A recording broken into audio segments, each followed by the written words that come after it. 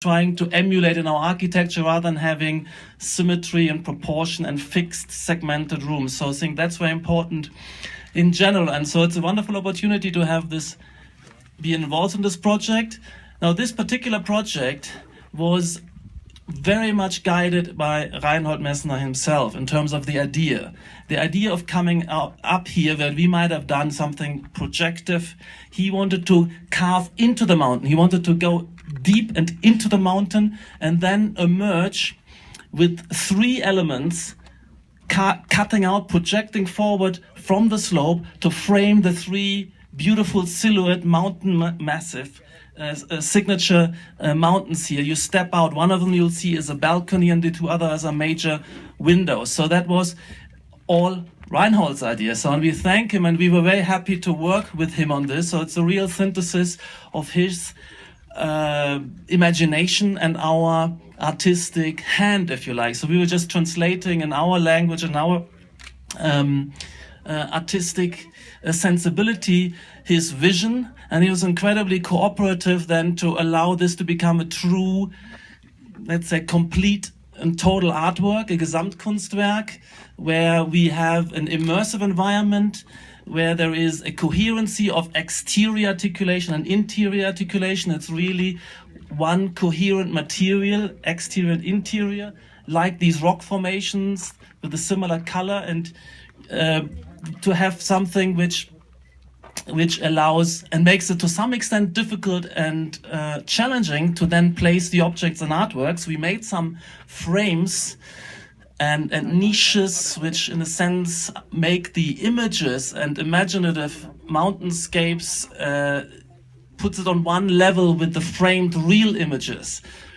But it is also, because this is a world as much a world of imagination and dreaming and stimulation as it is looking at particular objects. These objects are objects, just symbols and signatures of the audacity and experiences which Reinhold has gone through and inspires others to follow. And I think his influence, I mean, I must say that he has been a hero and monument. I mean, when I was a very little boy, I was seeing him on television already all the time. And so it's amazing to look at him now, and he looks exactly the same he looked 40 years ago when I was kind of growing up in the late 60s and 70s. So, but his influence is global. We have one of our major clients from China, one of the biggest developers of China. We've met him in London at a dinner, and he was talking about having just met Reinhold, and there's a coincidence.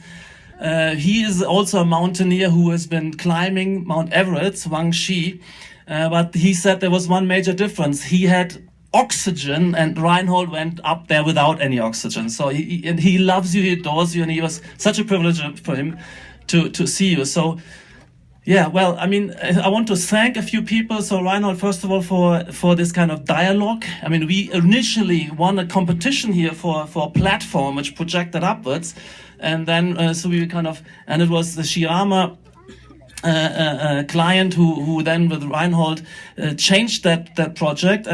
But really have to mention our team, which is Cornelius Schlotthauer and Peter Irmscher, who's been coming out here and working with Reinhold and the team.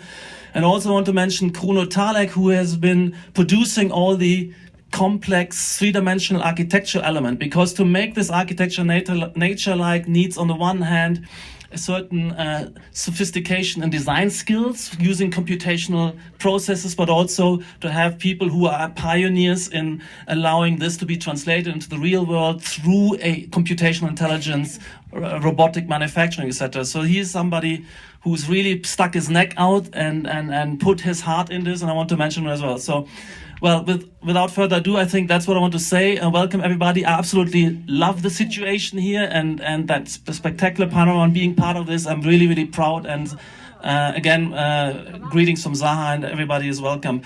Can we pull this off now? Or no, Reinhold has to speak first.